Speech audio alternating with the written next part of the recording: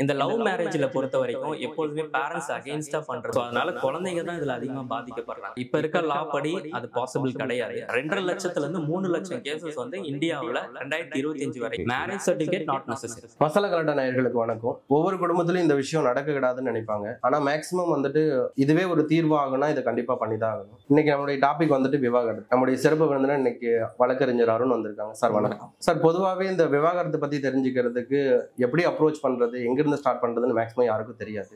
இப்போ ஒரு விவாகரத்து மனு தாக்கல் செய்யணும்ன்றது முடிவு பண்ணிட்டா அந்த மனுதாரர் முதல்ல அந்த வழக்கு எந்த நீதிமன்றத்துல ஃபைல் பண்ணணும்ன்றதை அவர் தெரிஞ்சுக்கணும். அதுக்கப்புறம் அந்த நீதிமன்றத்துல பிராக்டிஸ் பண்ற ஒரு அட்வொகேட் அப்ரோச் பண்ணி அந்த கேஸை அவர்கிட்ட கொடுத்தா அவர் அதை டேக் ஓவர் பண்ணி அந்த கேஸை நடத்துவார். நம்மளோட ஹிந்து மேரேஜ் ஆக்ட்ல என்ன சொல்றாங்கன்னா, மொத்தம் 4 ஜூரிஸ்டிக்ஷன் சொல்லியிருக்காங்க.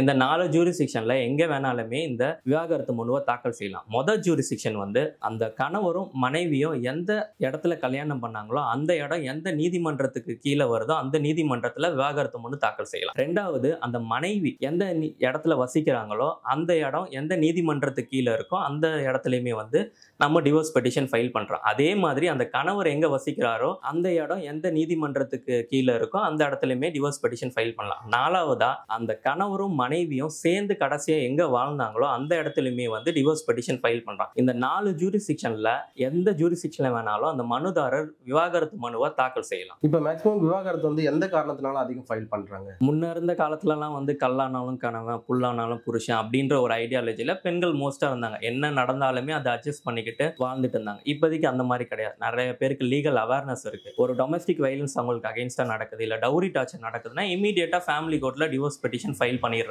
ஸோ அது ஒரு ரீசனா வந்து இருக்கு. நிறைய டிவோர்ஸ் பெட்டிஷன் ஃபைல் ஆகுது. அதே மாதிரி முன்ன இருந்த காலத்துலலாம் வந்து ஆண்கள் மட்டும்தான் அடல்ட்ரியில ஈடுபட்டு இருந்தாங்க. இப்ப சப்சிக்வெண்டா பெண்களுமே வந்து அடல்ட்ரியில ஈடுபடுறது அதிகரிச்சிருக்கு. அதனால அதுவும் ஒரு மெயின் ரீசனா டிவோர்ஸ் பெட்டிஷன் இப்ப அதிகமா ஃபைல் ஆகிறதுக்கான காரணமா இருக்கு. இருந்தாலுமே நம்ம எல்லாம் நினைக்கிறது இந்தியாவில் வந்து நிறைய டிவோர்ஸ் பெட்டிஷன் ஃபைல் ஆகுது, நிறைய பேர் டிவோர்ஸ்க்கு அப்ரோச் பண்றாங்க கோர்ட்னு. ஆனா இந்த சதவீதம் வந்து 1ல இருந்து 2% மக்கள் மட்டும்தான் டிவோர்ஸ் பெட்டிஷனுக்கு கோர்ட் அப்ரோச் பண்றாங்க. இது வெஸ்டர்ன் கண்ட்ரிஸோட கம்பேர் பண்ணும்போது இது ரொம்ப கம்மி தான். ஓகே, இப்போ மேக்ஸிமம் வந்துட்டு லவ் பண்ணா மேரேஜ் நல்லா இருக்கும், லைஃப் நல்லா இருக்கும் அப்படிங்கிற மாதிரி சொல்றாங்க. மேக்ஸிமம் லவ் பண்ணி கல்யாணம் பண்ணுங்கன்னு சொல்றாங்க. ஸோ ஒரு 10 இயர் வந்துட்டு லவ் பண்றாங்க, ஒரு 5 இயர் ஆஃப்டர் மேரேஜ் வந்துட்டு ஒரு லைஃப் நல்லா போகுது. மேக்ஸிமம் என் லவ் மேரேஜ்ல தான் வந்துட்டு டிவோர்ஸ் அதிகமா ஆகுது. கண்டிப்பா நீங்க சொல்றது கரெக்ட் தான். லவ் மேரேஜஸ்லுமே வந்து டிவோர்ஸ் பெட்டிஷன்ஸ் அதிகமா ஃபைல் பண்றாங்க. என்ன ரீசன்னா, ஒரு அரேஞ்ச் மேரேஜ்ல 2 ஃபேமிலி சேர்ந்து அந்த கல்யாணத்தை நடத்தி வைக்குது. அப்போ அந்த ஒரு ஹஸ்பண்ட் அண்ட் ஒய்ஃப்குள்ள வர பிரச்சனையை சார்ட் அவுட் பண்றதுக்கு அவங்க அப்பாவோ மாமாவோ சித்தப்பா அந்த மாதிரி எல்லாருமே இருக்காங்க. அவங்க வந்து கவுன்சிலிங் பண்ணுவாங்க, மீடியேட் பண்ணுவாங்க. இந்த மாதிரி அந்த பிரச்சனை முடிஞ்ச அளவுக்கு சால்வ் பண்ணி வச்சிருவாங்க. இந்த லவ் மேரேஜ்ல பொறுத்த வரைக்கும் எப்பொழுதுமே பேரண்ட்ஸ் அகைன்ஸ்டா பண்றது நிறைய லவ் மேரேஜஸ் அந்த மாதிரி தான் இருக்கு. அந்த ரீசன்னால இவங்க பேரண்ட்ஸ் சப்போர்ட் இல்லாதனால இவங்க 2 பேர் மட்டும் தான் இந்த விஷயத்தை ஃபேஸ் பண்ண வேண்டியது இருக்கு. ஒரு பிரச்சனைன்னு வரும்போது அந்த 2 பேர் மட்டும் ஃபேஸ் பண்ணிக்கிட்டு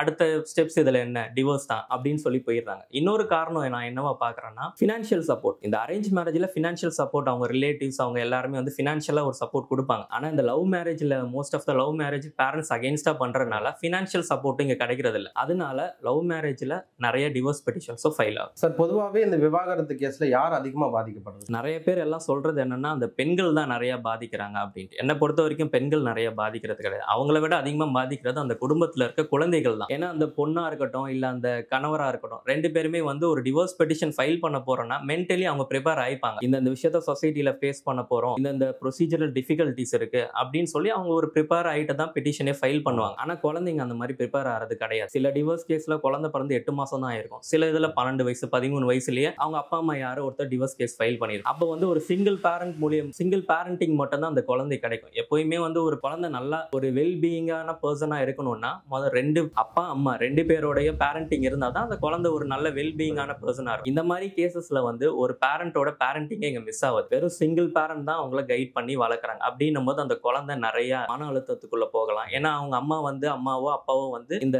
சப்சிக்வெண்டா இந்த டிவோர்ஸ் பெட்டிஷனை ஹேண்டில் பண்ணிட்டு இருப்பாங்க. அந்த மன அழுத்தத்தை குழந்தைகிட்ட தான் காட்டுவாங்க. அது மட்டும் இல்லாம இப்ப இருக்க சூழ்நிலையில கணவன் மனைவி 2 பேருமே வேலைக்கு போனாதான் அந்த குழந்தைய நல்ல ஒரு எஜுகேஷனா இருக்கட்டும், நல்ல கேட்கிற நீட்ஸ் எல்லாம் சாட்டிஸ்ஃபை பண்ண முடியும். இந்த டிவோர்ஸ் பெட்டிஷன் ஃபைல் பண்ற இடத்துல வந்து கணவன் வந்து விட்டு போயிடலாம், இல்லை மனைவி விட்டு போயிடலாம். அப்போ ஒரு சிங்கிள் பேரண்டாக அந்த குழந்தையோட ஃபினான்ஷியல் நீடை சாட்டிஸ்ஃபை பண்ணுறதுமே கஷ்டமாக போயிடும். ஸோ அதனால குழந்தைங்க தான் இதில் அதிகமாக பாதிக்கப்படுறாங்க. அது மட்டும் இல்லாமல் நம்ம இதில் டிவோர்ஸ் பெட்டிஷன்ஸ் அதிகமாக என்ன ஃபைல் ஆகுதுன்னு பார்த்தீங்கன்னா மியூச்சுவல் கன்சர்ன் டிவோர்ஸ் தான். 2.5 லட்சத்துலேருந்து 3 லட்சம் கேசஸ் வந்து இந்தியாவில் 2025 வரைக்கும் மியூச்சுவல் கன்சர்ன் டிவோர்ஸ் ஃபைல் ஆயிருக்கு. இதுதான் அதிகமாக ஃபைல் ஆன கேஸ். ரெண்டாவது குரூவல்டி பேசஸ்ல 1,80,000 கேசஸ்லேருந்து 2 லட்சம் கேசஸ் இந்தியாவில் ஃபைல் ஆயிருக்கு. இந்த குரூவல்டின்றது ஃபிசிக்கலாக ஒருத்தவங்களை அபியூஸ் பண்ணாதான் குரூவல்டி கீழே வரணுன்ற அவசியம் கிடையாது. மென்டலாக பண்ற அபியூஸுமே வந்து குரூவல்டி கிரவுண்ட் கீழே கொண்டு வரலாம். மூணாவது அதிகமாக ஃபைல் ஆகிற கேஸ் எந்த கிரவுண்ட்ல அதிகமாக ஃபைல் ஆகுதுன்னு பார்த்தோம்னா அடல்ட்ரி. நான் முன்னாடியே சொன்ன மாதிரி ஆண்கள் மட்டும் அடல்ட்ரியில இருந்த காலம் போய் இப்ப பெண்களுமே அடல்ட்ரியில ஈடுபடுற காலம் வந்துருச்சு. அதனால மூணாவது 50,000 60,000 கேசஸ் வந்து அடல்ட்ரின்ற கிரவுண்ட்ல ஃபைல் ஆகும். Okay sir. ஆக்சுவலா வந்துட்டு இப்ப லிவிங் ரிலேஷன்ஷிப்ல இருக்காங்கல்ல, ஸோ இப்போ ஒரு 2 வருஷம் ஒன்னா சேர்ந்து வாழ்றாங்க. ஆஃப்டர் ஒரு 2 இயர்ஸ் கழிச்சு பிரிஞ்சிடறாங்க. ஸோ இவங்களுக்கெல்லாம் மெயின்டெனன்ஸ் கிடைக்கிறதுக்கு வாய்ப்பு இருக்கு. இந்த விஷயத்துலயுமே வந்து பொதுவாக எல்லாம் நினைக்கிறது என்னன்னா லிவ் இன் ரிலேஷனுக்குன்னு வந்து ஒரு தனியா ஒரு சட்டம் நம்ம இந்தியாவில் கிடையாது. ஸோ அதனால அந்த உமன் வந்து லீகலா ஒரு மெயின்டெனன்ஸுக்கு லயபிள் இல்லை அப்படின்னு நினைச்சுக்கிறாங்க. ஆனா அது கிடையாது. என்னன்னா வந்து ஆல்ரெடி எக்ஸிஸ்டிங்கா இருக்க லாஸை இன்டர்பிரேட் பண்ணி சுப்ரீம் கோர்ட்டா இருக்கட்டும், ஹை கோர்ட்டா இருக்கட்டும், அந்த உமன்ஸுக்குமே வந்து மெயின்டெனன்ஸ் வந்து ப்ரொவைட் பண்றாங்க. ஆனா இது வந்து நார்மலா ஒரு ஹிந்து மேரேஜ் ஆக்ட்ல வந்து கல்யாணம் பண்ணிட்டு கிடைக்கிற மாதிரி ஈஸியா கிடைக்காது. இதுல சில கிரைட்டீரியாஸ் இருக்கு. அதெல்லாம் ஃபுல்ஃபில் பண்ணும்போது அந்த பொண்ணுமே மெயின்டெனன்ஸ் கேட்கலாம். லைக் சில கிரைட்டீரியாஸ் எந்த மாதிரினா அந்த 2 பேருமே வந்து ஒரு லாங் டேர்ம்ல லிவ் இன் ரிலேஷன்ஷிப்ல இருந்திருக்கணும். அதுக்கப்புறமா வந்து 2 பேருமே சேர்ந்து ஒரே வீட்டுல ஒரு கணவன் மனைவி மாதிரி வாழ்ந்திருக்கணும். அதுக்கப்புறம் 2 பேரும் லிவ் இன்ல இருக்கும்போது இன்னொரு பர்சனோட ஒரு அஃபையரோ இல்ல வேற ரிலேஷன்ஷிப்லயோ இல்லாம இந்த மாதிரி சில கிரைட்டீரியாஸ் இருக்கு. இதெல்லாம் ஃபுல்ஃபில் பண்ணும்போது அந்த பொண்ணுமே மெயின்டெனன்ஸ் கேட்கலாம். இப்போ இதை வந்துட்டு ப்ரூவ் பண்றதா வந்தா எந்த மாதிரி ப்ரூஃப் எல்லாம் வேணும்? இப்போ லிவிங்ல இருந்திருக்காங்க, ஸோ இவங்க வந்துட்டு லிவிங்ல தான் இருந்தோம் அப்படின்னு ப்ரூவ் பண்ணதுக்கு எந்த மாதிரி? இதுக்கு வந்து இப்ப இந்த எலக்ட்ரானிக் எவிடன்ஸும் வந்து அக்செப்ட் பண்ணிக்கிறாங்க. இப்ப இருக்க லாஸ் படி எலக்ட்ரானிக் எவிடன்ஸும் அக்செப்ட் பண்ணிக்கிறாங்க. லைக் அவங்களோட வாட்ஸ்அப் சாட்ஸா இருக்கலாம், கால் ரெக்கார்டா இருக்கலாம், எடுத்த போட்டோஸா இருக்கலாம். இந்த மாதிரி எவிடன்ஸா நம்ம கோர்ட்ல மார்க் பண்ணி அந்த எஸ்டாப்ளிஷ் பண்ணலாம். இவங்க 2 பேரும் லிவ் இன் ரிலேஷன்ஷிப்ல தான் இருந்தாங்கன்றத நம்ம எஸ்டாப்ளிஷ் பண்ணிக்கலாம். இதுக்கு சாட்சிகள்லாம் ஏதாவது சம்திங்? சாட்சிகள்னு 3வது மனுஷன் இதுல தேவைப்படுமான்றது கொஸ்டின் தான். ஏன்னா வந்து ஒரு 2 பேரோட பர்சனல் திங்ல வந்து இன்னொருத்த சாட்சி சொல்றது எந்த அளவுக்கு? இதே ஒரு மேரேஜா இருந்துச்சுன்னா நாங்க கல்யாணம் பண்ணி வச்சோம், நாங்க தான் பார்த்தோம், அந்த மாதிரி ஒரு ஹை விட்னஸ் யாரும் இருக்கலாம். லிவ் இன் ரிலேஷன்ஸ் தான் பெருசா சாட்சிகள் இருக்காது. இது லிவ் இன் ரிலேஷன் நீங்க ப்ரூவ் பண்ணனும்னா மெயினா இதுல எஸ்டாப்ளிஷ் பண்ண வேண்டியது எலக்ட்ரானிக் எவிடன்ஸ் தான். ஒன் டே டிவோர்ஸ் அது வந்துட்டு இந்தியால சாத்தியமா? இப்ப இருக்க லா படி அது பாசிபிள் கிடையாது. ஃபர்தரா ஃபியூச்சர்ல வருமான்னு கேட்டாலுமே அதுக்கு வாய்ப்பு இல்லைன்னு தான் நினைக்கிறேன். ஒன் டே டிவோர்ஸ்ன்றது இப்போதைக்கு இந்தியன் லால அப்படி எந்த ஒரு ப்ரொவிஷன்ஸுமே கிடையாது. ஃபியூச்சர்ல வருமான்னு கேட்டாலுமே அது பெரிய சந்தேகம் தான். ஏன்னா வந்து இப்ப நம்ம இந்தியாவில் அதிகமா ஃபைல் ஆகிற கேசஸ்ன்னு பாத்தீங்கன்னா மியூச்சுவல் கன்சர்ன் டிவோர்ஸ் தான். ஈவன் தோ இந்த மியூச்சுவல் கன்சர்ன் டிவோர்ஸ் 2 பேருமே எனக்கு டிவோர்ஸ் வேணும் தான் சொல்லி கோர்ட் அப்ரோச் பண்ணாலுமே கூலிங் ஆஃப் பீரியட்னு ஒரு 6 மந்த் வந்து அட்ஜர்ன் பண்ணுவாங்க. அந்த 6 மாசத்துல. ஏன்னா எல்லாருமே வந்து ஒரு பிரச்சனை நடக்கும், இமீடியட்டா ஹீட் ஆஃப் த மூமெண்ட்ல எனக்கு டிவோர்ஸ் வேணும்னு போய் நிப்பாங்க. அது எல்லாத்துக்கும் மியூச்சுவல் கன்சர்ன் தானே, டிவோர்ஸ் கொடுக்குறேன்னு கொடுத்துட முடியாது. அதனால தான் இன்ட்ரடியூஸ் பண்ணது என்னன்னா கூலிங் ஆஃப் பீரியட்னு. இந்த கூலிங் ஆஃப் பீரியட் 6 மந்த் வந்து அவங்க என்ன வேணாலும் பேசலாம், என்ன வேணாலும் இருக்கலாம். அந்த 6 மந்த்ல அவங்க மனம் மாறி 2 பேரும் சேர்ந்து வாழ விருப்பம்னு சொன்னீங்கன்னா அந்த பெட்டிஷன்ஸை வித்ரா பண்ணிக்கலாம். அப்பயும் வந்து அவங்க 6 மந்த் ஆஃப்டர் 6 மந்த்துமே வந்து அதே ஸ்டாண்ட்ல இருக்காங்க, எனக்கு டிவோர்ஸ் தான் வேணும்னும் போது தான் ஈவன் மியூச்சுவல் கன்சர்ன் டிவோர்ஸ்லுமே அப்பதான் டிவோர்ஸ் கொடுப்பாங்க. அதுவுமே வந்து இமீடியட்டா வித்தின் மந்த் இல்ல 1 day 2 டேல அதுவே பாசிபிள் கிடையாது. மியூச்சுவல் கன்சர்ன் டிவோர்ஸ்ல இன்னொரு கிரைட்டீரியா என்னன்னா அவங்க மேரேஜ் ஆகி 1 year கம்ப்ளீட் ஆயிருக்கணும். சில மந்த்ஸ்லயே வந்து நான் மியூச்சுவலா பிரிய போறேன்னு போட்டீங்கன்னா அந்த பெட்டிஷன்ஸ் அக்செப்ட் பண்ணிக்க மாட்டாங்க கோர்ட்ல. ஈவன் தோ மியூச்சுவல் கன்சர்ன் டிவோர்ஸாவே இருந்தாலும் 1 year அவங்க வெயிட் பண்ணணும். அதுக்கப்புறமா தான் பெட்டிஷன் ஃபைல் பண்ணணும். பெட்டிஷன் ஃபைல் பண்ண பிறகு கோர்ட் ஒரு டைம் கொடுக்கும், அதுதான் வந்து கூலிங் ஆஃப் பீரியட். அந்த டைம் பீரியட் 6 மந்த் வெயிட் பண்ண பிறகு தான் மியூச்சுவல் கன்சர்ன் டிவோர்ஸுமே கிடைக்கும். இப்போ வந்துட்டு குழந்தைங்க கஸ்டடி வந்துட்டு இப்போ ஒரு தந்தைக்கு கிடைக்க வாய்ப்பு இருக்கு. அது எந்த மாதிரி கேஸ்ல எல்லாம் சாத்தியம்? குழந்தை கஸ்டடி பொறுத்த வரைக்குமே வந்து பெரும்பாலும் உமன்ஸ் கிட்ட தான் குழந்தையோட கஸ்டடி கொடுப்பாங்க. அதாவது ஒரு குழந்தைக்கு வந்து ஒரு 5 வயசுக்குள்ளதான் இருக்குன்னும் போது பெரும்பாலும் அம்மா கிட்ட தான் குழந்தைய கொடுப்பாங்க. 5 வயசுக்கு மேல ஆகும் போது அந்த ஃபேக்ட், கேஸோட ஃபேக்ட், சர்க்கம்ஸ்டான்சஸ் எல்லாம் பார்த்து யாரு வச்சிருக்கலாம்னு சொல்லி கோர்ட் டிசைட் பண்ணும். 5 வயசு கீழே இருக்க குழந்தைய வந்து அதுக்குன்னு அம்மா கிட்ட மட்டும் தான் கொடுப்பாங்களா என்னவா இருந்தாலும் கேட்டா அப்படியும் கிடையாது. சில எக்ஸப்ஷன்ல வந்து அப்பா கிட்டயும் குழந்தையோட கஸ்டடியே கொடுப்பாங்க. லைக் எந்த மாதிரினா வந்து அந்த உமன் வந்து ஹேபிச்சுவல் அஃபண்டரா இருக்கலாம், இல்ல மென்டலி டிஸ்டர்ப் ஆன பர்சனா இருக்கலாம். இந்த மாதிரி விஷயத்தெல்லாம் எஸ்டாப்ளிஷ் பண்ணும் போது கோர்ட் வந்து கஸ்டடியை அப்பா கிட்டையும் கொடுக்கறதுக்கான வாய்ப்புகள் அதிகமா இருக்கு. இப்போ ஆஃப்டர் 5 years கழிச்சு அந்த குழந்தைகிட்டையும் ஒப்பீனியன் கேட்கறதுக்கு வாய்ப்பு இருக்கா சார்? 5 years கழிச்சு அந்த குழந்தை சொல்ற ஒப்பீனியனை எப்படி எடுத்துப்பாங்கன்றது தெரியாது. ஆனா நான் சொன்ன மாதிரி இந்த கேஸோட ஃபேக்ட், சர்க்கம்ஸ்டான்சஸை பேஸ் பண்ணி அப்பா அவர் மேல கிளீன் ப்ரொஃபைல் இருக்கு, அவர் நல்லா பார்த்துப்பாரு. பட் ஆனா ஒய்ஃப் சைட்ல சில டிமார்க்ஸ் இருக்கு அப்படின்னும் போது அப்பா கொடுக்கறதுக்கான பாசிபிலிட்டி இருக்கு.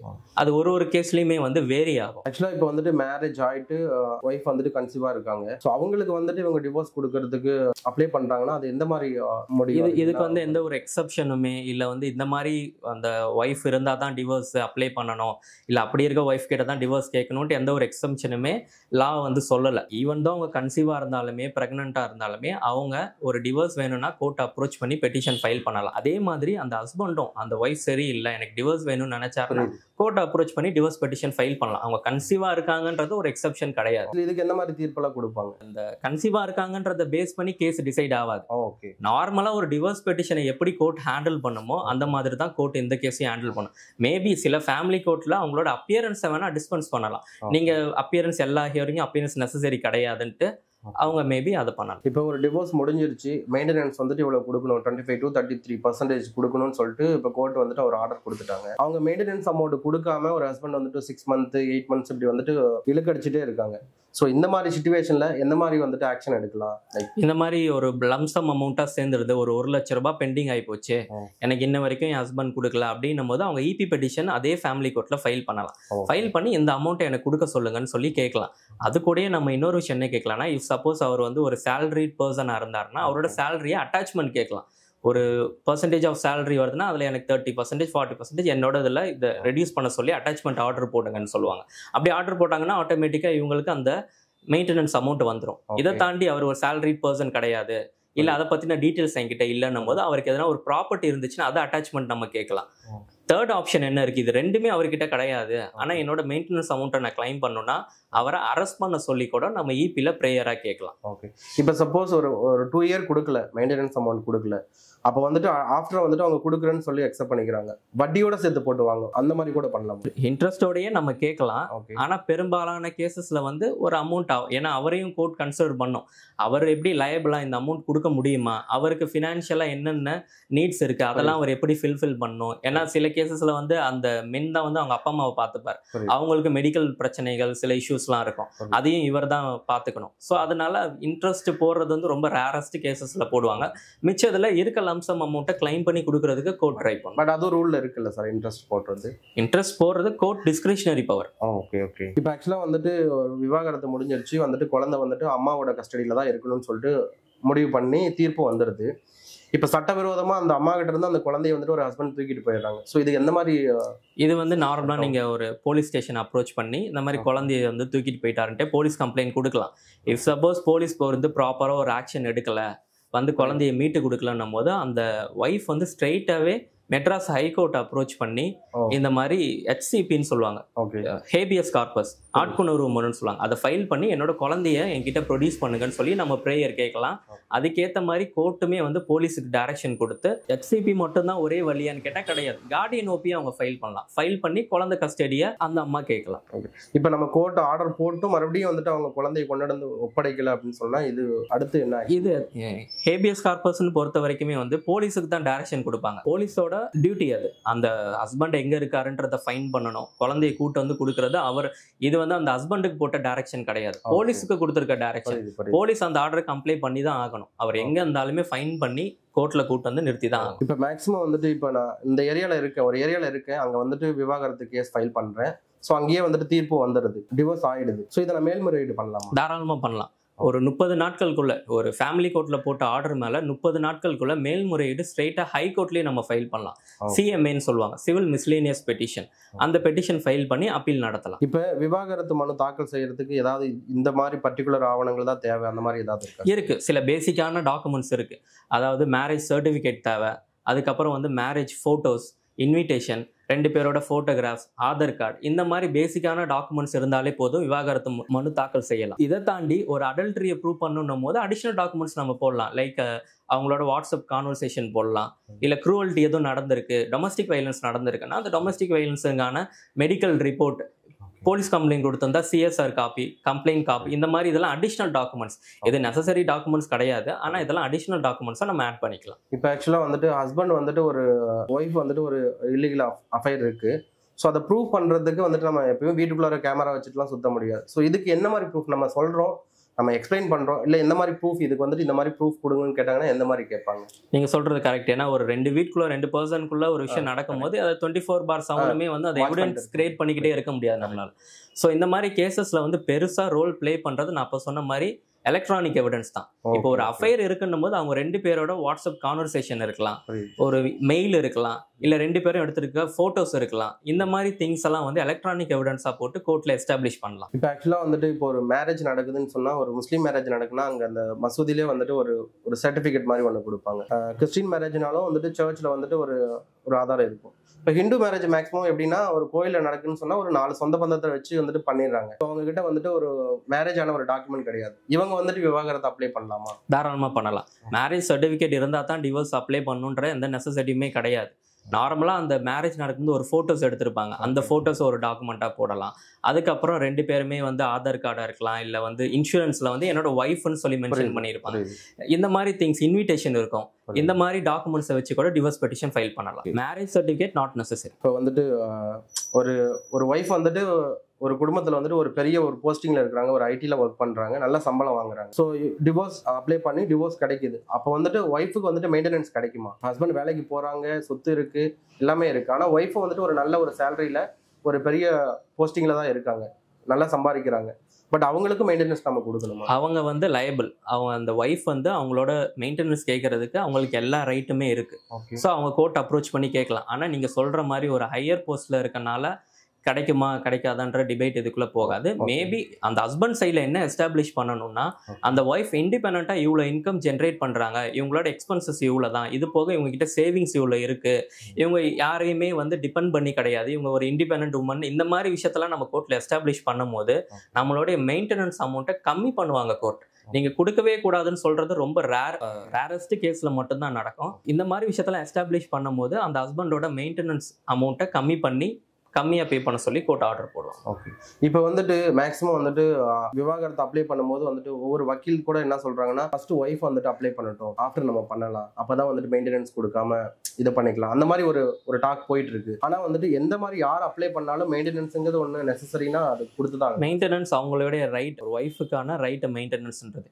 ஈவன் அவங்க கேஸ் ஃபைல் பண்ணாலுமே அவங்க ஒரு இன்ட்ரீம் மெயின்டெனன்ஸ், நீங்க கேஸ் நடக்கிற வரைக்கும் எனக்கு இன்ட்ரீமா ஒரு மெயின்டெனன்ஸ் கொடுங்க அப்படின்னு கேட்கலாம். எம்சி கேஸ்ன்னு சொல்லுவாங்க, பெர்மனன்ட் அலிமோனியும் கேட்கலாம். இந்த 2 விஷயமா அவங்க கேஸ் ஃபைல் பண்ணாலும் கேட்கலாம், இல்ல நம்ம ஃபைல் பண்ணாலுமே நம்ம கேட்கலாம். சப்போஸ் வந்துட்டு சொத்து இருக்குன்னா அதுல வந்துட்டு நமக்கு இப்ப ஹஸ்பண்ட் சம்பாரிச்ச சொத்து அப்படின்னு சொன்னா வந்துட்டு நம்ம அதுல கேட்கறதுக்கு வாய்ப்பு இருக்கா?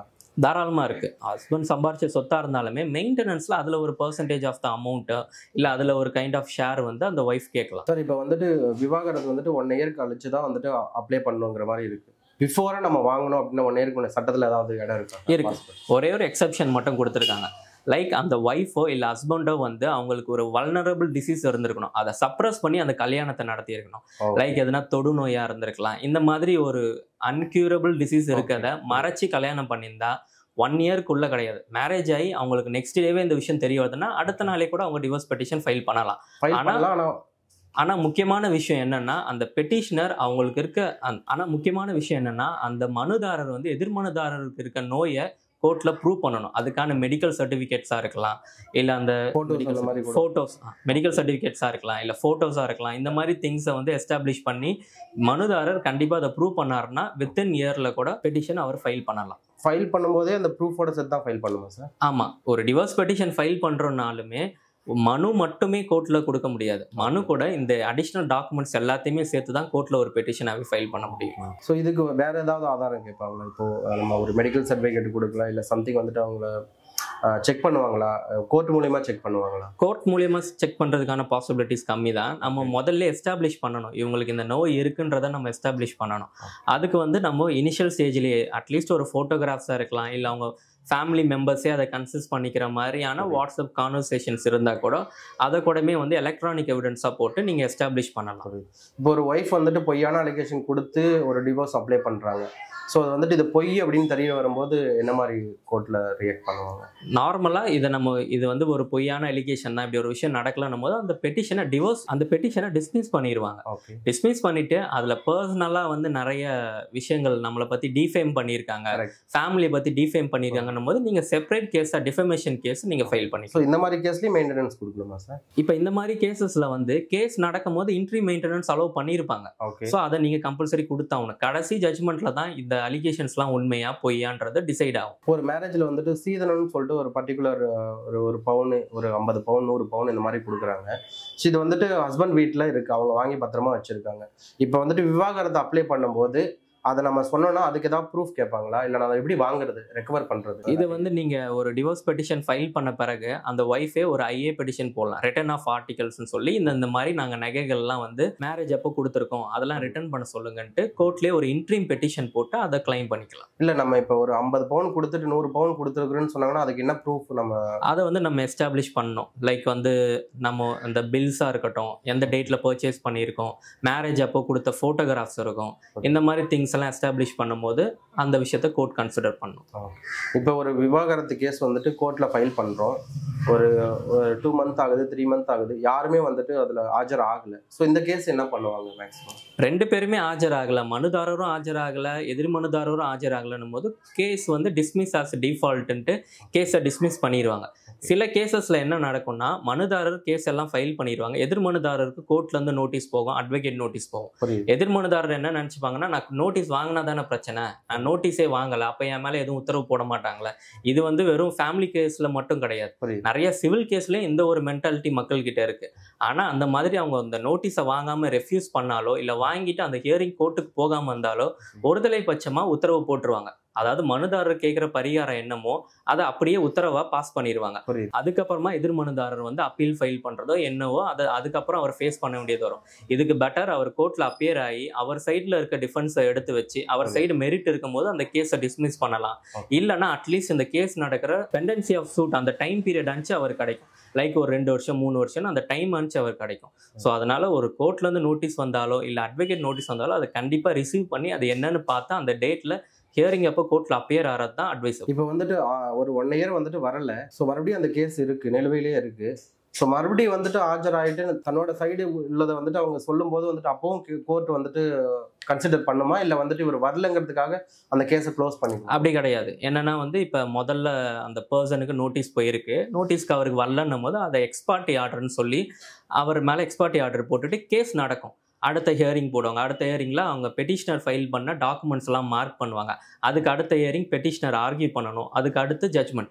இந்த ஹியரிங் நடுவில் எக்ஸ்பர்ட்டி ஆர்டர் ஆன பிறகு எதிர்மனுதாரர் இந்த விஷயம் தெரிய வந்து இந்த ஸ்டேஜஸில் ஏதோ ஒரு ஸ்டேஜஸில் கூட அவர் உள்ளே வந்து அந்த எக்ஸ்பர்ட்டி ஆர்டரை கேன்சல் பண்ணுங்கன்னு சொல்லி பெட்டிஷன் ஃபைல் பண்ணி அந்த எக்ஸ்பர்ட்டி ஆர்டரை கேன்சல் பண்ண சொல்லலாம்.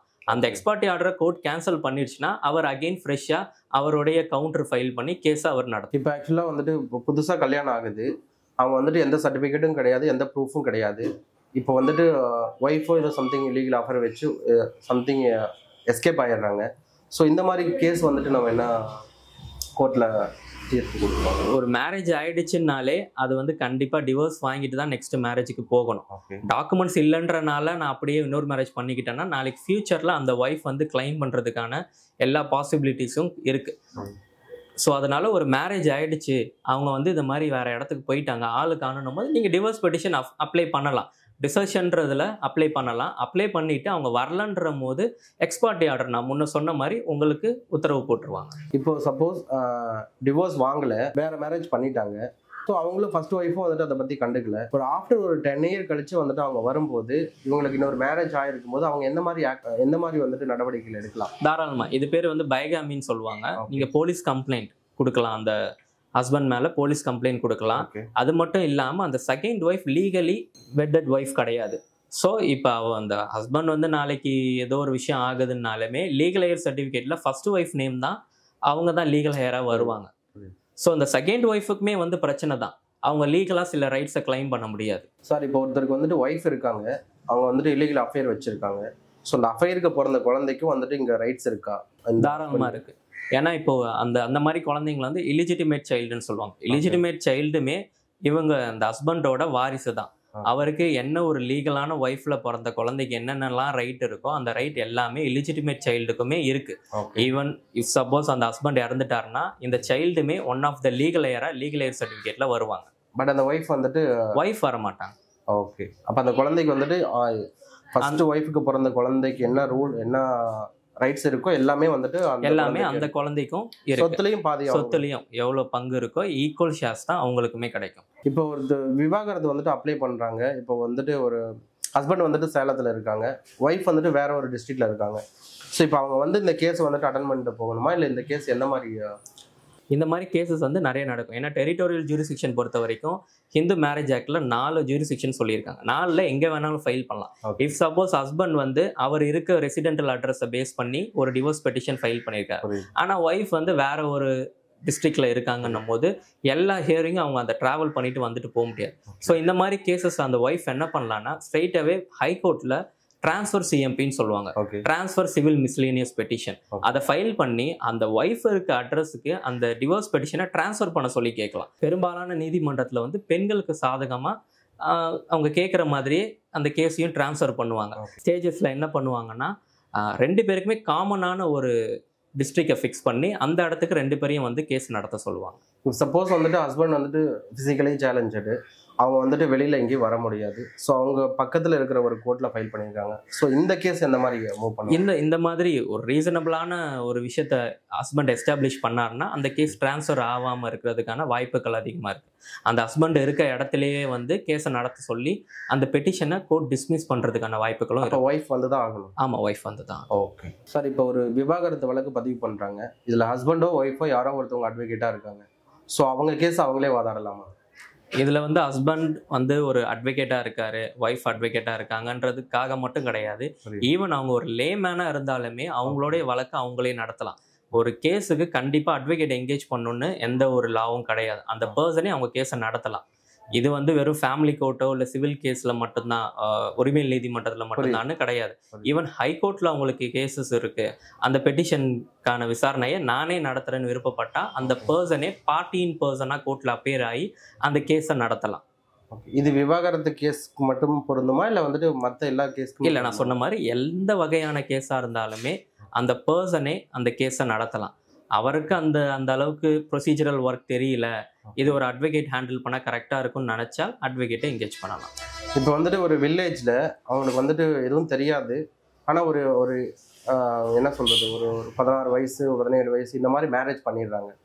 ஸோ இப்போ யாரோ ஒருத்தவங்க வந்துட்டு அதை தெரிஞ்சு அதை வந்துட்டு லீகலாக ஃபைல் பண்ணுறாங்க. அப்படிங்கும்போது இவங்க வில்லேஜில் இருக்கிறவங்க இவங்களுக்கு தெரியாது அப்படிங்கிறதுக்காக அந்த ஆக்ட் போகாதா, இல்லை நாங்கள் வந்துட்டு பழங்குடியினர் நாங்கள் இப்படி தான் பண்ணுறோம் அப்படின்னு சொன்னாலும் அந்த ஆக்ட் அந்த இடத்துல செல்லுமா செல்லாதா? இது வந்து எல்லா இந்தியன் சிட்டிசனுக்கும் இந்தியாவில் இருக்க எல்லாருக்குமே இந்த லா அப்ளிகபிள் தான். ஓகே, ஒரு 18 வயசு கீழே இருக்க பொண்ணும் பையனையும் கல்யாணம் பண்ணி வைக்கக்கூடாது. அதை தாண்டி பண்ணிட்டு எனக்கு இந்த சட்டம் தெரியாதுன்ட்டு சொல்ல முடியாது. புரியுது. ஸோ அவங்க பண்ணது அஃபென்ஸ் தான். போக்சோ ஆக்ட் கீழே எல்லாரையுமே அரெஸ்ட் பண்ணுவாங்க. அதுக்கான பனிஷ்மெண்ட் என்னவோ எல்லாருக்குமே கிடைக்கும். அது மட்டும் இல்லாமல் அந்த பொண்ணை ஹோமுக்கு அனுப்பிடுவாங்க. இந்த மேரேஜே வந்து ஒரு வாய்ட் மேரேஜ் தான். இந்த மேரேஜே செல்லாது. அந்த பொண்ணு அடுத்து ஒரு 18 வயசு ஆகும்போது அவங்களோட எஜுகேஷனை கண்டினியூ பண்ணலாம். அடுத்து என்ன லைஃபோ அதை மூவ் ஆன் பண்ணிக்கலாம். இந்த பொண்ணு கோர்ட்டுக்கு போய் அதை டிவோர்ஸ் அப்ளை பண்ணி வாங்கணுன்ற எந்த நெசசிட்டியுமே கிடையாது. இன்னமும் இந்த பழங்குடியினர் சமூகத்தில் வந்துட்டு இந்த மாதிரி வந்துட்டு குழந்தை திருமணம்லாம் நிறைய நடக்கு. ஸோ அவங்களுக்கு ஏதாவது அவேர்னஸ் மாதிரி நிறைய கொடுக்கணுமா? இல்லை கண்டிப்பாக அரசாங்க தரப்புலேருந்து அந்த விஷயத்த பண்ணணும். ஏன்னா வந்து இப்போ சிட்டி சைடில் பெண்களுக்கு ஃபேவரபுளாக நிறைய விஷயம் வந்து அவேர்னஸாக இருக்கட்டும், அவங்களோட ரைட் என்னன்றதை லீகலாக ஒரு அவேர்னஸ் க்ரியேட் பண்ணி கவர்மெண்ட் கொண்டு போய் சேர்க்குது. இதே மாதிரி நீங்கள் சொல்கிற மாதிரி பழங்குடியினில் இருக்க மக்களுக்குமே இந்த விஷயத்தெல்லாம் கொண்டு போய் சேர்க்கணும். அந்த பெண்களுக்கு முதல்ல தெரியணும் இது கரெக்டு, இது தப்பு, இந்த விஷயம் நம்மளுக்கு பண்ணுறாங்கன்னா இதில் போய் நம்ம கொஸ்டின் பண்ணலாம் அப்படின்றத அந்த பொண்ணுங்களுக்கு சேர்க்கறதுக்கு எப்பொழுதுமே நான் நினைக்கிறது என்னென்னா, ஒரு ஸ்கூலில் வந்து ஒரு சோஷியல், இங்கிலீஷ், சயின்ஸ்னு ஒரு சப்ஜெக்ட் இருக்க மாதிரி பேசிக்காக ஒரு லான்ற சப்ஜெக்டும் இருக்கணும். ரொம்ப டெப்த்தாக வந்து கான்ஸ்டியூஷனை இன்டர்பிரேட் பண்ணி படிக்க அந்த மாதிரிலாம் கூட பேசிக்கான லா, உங்களுடைய ரைட் என்ன, உங்களுடைய லீகல் ரெமெடி என்ன, யாரை நீங்கள் அப்ரோச் பண்ணலாம், இந்த மாதிரி விஷயங்கள் நம்மளுக்கு மக்களுக்கு போய் சேர்த்தாலே பெரும்பாலான இந்த போலீஸ் ஸ்டேஷனில் நடக்கிற வயலன்ஸை நம்ம தடுக்கலாம். கவர்மெண்ட் ஆஃபீஸில் நடக்கிற கரப்ஷன்ஸை அவாய்ட் பண்ணலாம். இந்த மாதிரி விஷயம் சொசைட்டியாகவே அது சேஞ்ச் ஆகும். இப்போ ரீசெண்டாக வந்துட்டு ஒரு கேஸ் ஒன்று நடந்தது. இப்போது ஹைவேல வந்துட்டு ஒரு ஹோட்டலில் வந்துட்டு யூஸ் பண்ணாங்க, ரெஸ்ட் ரூம் யூஸ் பண்ணாங்கன்னு சொல்லிட்டு அவங்கள அடித்து ரொம்ப வயலண்ட் பண்ணியிருக்காங்க. ஸோ இந்த மாதிரி கேசஸ் எல்லாம் எந்த மாதிரி, இதுக்கு என்ன அவேர்னஸ் வேணும்? நம்ம யூஸ் பண்ணலாமா, யூஸ் பண்ணக்கூடாதா? தாராளமாக யூஸ் பண்ணலாம். ஒரு ஹோட்டல்னு இருக்குன்னா அதில் வந்து ரெஸ்ட் ரூமுக்கோ இல்லை வந்து ஃபேஸ் வாஷ் பண்ணுறதுக்கு, தண்ணி குடிக்க போகிறதுக்கு, இது எதுக்குமே பே பண்ணணுன்ற அவசியம் கிடையாது. நம்ம எந்த ஹோட்டலில் வேணாலும் போய் அதை யூஸ் பண்ணலாம். ஈவன் அது 5 ஸ்டார் ஹோட்டலாக இருந்தாலுமே மக்கள் அதை யூஸ் பண்ணலாம். இதை தவிர்த்து அவங்க எதனா உங்களை ரெஸ்ட்ரிக்ட் பண்ணுறாங்க, உள்ளே விட மாட்டாங்க, இல்லை இதுக்கு இந்த மாதிரி டொமஸ்டிக் வயலன்ஸ் எதுவும் பண்ணுறாங்க, அடிக்கிறாங்க, இந்த மாதிரி விஷயம் நடந்தால் இமீடியட்டாக 100க்கு கால் பண்ணி அவங்க மேலே கம்ப்ளைண்ட் கொடுக்கலாம். சார் இப்போ வந்துட்டு ஒய்ஃப் வந்துட்டு ஹஸ்பண்ட் மேலே பொய்யா வந்துட்டு வரதட்சணை கேட்குறாங்க, இந்த மாதிரி ஹராஸ் பண்ணுறாங்கன்னு சொல்லிட்டு பொய்யான ஒரு வழக்கு வந்துட்டு பதிவு பண்ணி அவங்க வந்துட்டு கோர்ட்டில் வந்துட்டு கேஸ் அப்ளை பண்ணுறாங்க. ஸோ இந்த மாதிரி விஷயத்துக்கு வந்துட்டு இப்போ ஆண்களுக்கு என்ன பாதுகாப்பு இருக்குது? இப்போ இந்த மாதிரி நீங்கள் சொல்கிற மாதிரி நிறைய பொய்யான வழக்குகளும் தாக்கல் செய்கிறாங்க, அதை இல்லைன்னு நம்ம சொல்லிட முடியாது. இந்த மாதிரி கேசஸ் அந்த ஹஸ்பண்ட் மேலே வந்து டொமஸ்டிக் வயலன்ஸ் கேஸ் கொடுக்கலாம், இல்லை ஹஸ்பண்ட் ஃபேமிலி மேலே வந்து டவுரி டார்ச்சர்னு சொல்லி வழக்கு பதிவு பண்ணலாம். இந்த மாதிரி கேசஸில் அந்த எஃப்ஐஆர் பதிவு பண்ணி சார்ஜ் ஷீட் பதிவு பண்ணி அப்புறம் அது மேஜிஸ்ட்ரேட் கோர்ட் கிட்ட போய் இல்லை செஷன்ஸ் கோர்ட்டில் போய் அந்த கேஸ் வந்து ஒரு 3-4 வருஷம் நடத்தி தான் நம்ம எந்த தப்பும் பண்ணலை நாட் கில்ட்டின்னு ப்ரூவ் பண்ணணுமான்னு கேட்டால் கிடையாது. அவ்வளோ நாள் நம்ம வெயிட் பண்ணி அந்த ப்ரொசீஜர் நடத்த வேண்டிய அந்த அவசியமும் கிடையாது. நம்ம கிட்ட ப்ராப்பரான எவிடன்ஸ் இருக்கு. இந்த பொய்யா கம்ப்ளைண்ட் கொடுத்து அந்த ஒய்ஃபோட இன்டென்ஷனலாக நம்ம கோர்ட்ல எஸ்டாப்ளிஷ் பண்ண முடியும்னா இமீடியட்டா ஹைகோர்ட் அப்ரோச் பண்ணி அந்த எஃப்ஐஆரை குவாஷ் பண்ணுங்கன்னு சொல்லி நம்ம குவாஷ் பெட்டிஷன் ஃபைல் பண்ணலாம். ஆமா, கோர்ட்ல எல்லா எவிடன்ஸும் நம்ம கொடுப்போம், 2 சைடு ஆர்குமெண்ட் கேட்டு அது வித்தின் ஃபியூ மந்த்ஸ்ல நம்ம சைடு எல்லாம் நியாயம் இருக்கும் பட்சத்தில் அந்த எஃப்ஐஆர் குவாஷ் பண்ண சொல்லி ஹைகோர்ட் டைரக்ஷன் கொடுக்கும். இஃப் சப்போஸ் அது எஃப்ஐஆர் ஸ்டேஜில் இல்லை, சார்ஜ் ஷீட்டே போட்டாங்க அப்படின்னும் போது நம்ம ஈவன் நம்ம சார்ஜ் ஷீட்டையுமே ஹைகோர்ட்ல சேலஞ்ச் பண்ணி குவாஷ் பண்ணிக்கலாம். ஸோ இந்த ஒரு ரெமெடி நம்மளுக்கு இருக்கு. ஆக்சுவலாக வந்துட்டு இவங்க மணி மைண்டடாக தான் இந்த கேஸ் ஃபைல் பண்ணியிருக்காங்கன்னு தெரியுது. ஸோ மெயின்டெனன்ஸ்னு வரும்போது வந்துட்டு இந்த கேஸ்லயும் வந்துட்டு மெயின்டெனன்ஸ் கொடுக்கணுமா? இந்த மாதிரி கேசஸ்ல நம்ம ஆல்ரெடி அவங்களோட இன்டென்ஷனை ஹைகோர்ட்ல ப்ரூவ் பண்றோம். ஓகே, சரிங்களா? இதே மாதிரி இந்த இன்டென்ஷனை இங்க ப்ரூவ் பண்றோம். இப்படி ப்ரூவ் பண்ணிட்டு இதை ஒரு ஒன் ஆஃப் த வேலிட் எவிடன்ஸா வச்சுக்கிட்டு நம்ம மெயின்டெனன்ஸ் கேஸ்ல இதை வச்சு நம்ம டிஃபெண்ட் பண்ணலாம். இவங்களோட இன்டென்ஷனை நம்ம அங்கே எஸ்டாப்ளிஷ் பண்ணும் போது மெயின்டெனன்ஸ் நம்ம கொடுக்கவே தேவையில்லை அப்படின்னு சொல்லி உத்தரவு போடுறதுக்கான பாசிபிலிட்டி இங்க நிறைய இருக்கு. நிறைய கேசஸ்ல அப்படி நடக்கவும் செஞ்சிருக்கு. ஸோ ஹஸ்பண்ட்னாலே மெயின்டெனன்ஸ் தான் கொடுக்கணும் அப்படின்னு சொல்லி எந்த கம்பல்ஷனும் கிடையாது. அதுதான் சார் பயப்படுறாங்க. அப்படின்னு எந்த கம்பல்ஷனுமே கிடையாது. நம்ம ப்ராப்பரா நம்ம சைட்ல இருக்க எவிடன்ஸை ப்ரூவ் பண்ணணும். ப்ளஸ் அந்த ஒய்ஃபுக்கு இருக்க உண்மையாக அவங்க மெயின்டெனன்ஸுக்கு லயபிள் இல்லைன்றதை நம்ம எஸ்டாப்ளிஷ் பண்ணோம்னா ஹஸ்பண்ட் மெயின்டெனன்ஸ் கொடுக்க தேவை கிடையாது. இந்த கேஸில் ஆண்களுக்கு இதாவது ஒரு சாதகமாக இருக்கு. கண்டிப்பாக சார். இவ்வளோ பிஸி ஷெடியூல்லையும் டைம் கொடுத்ததுக்கு ரொம்ப நன்றி சார். தேங்க்ஸ்.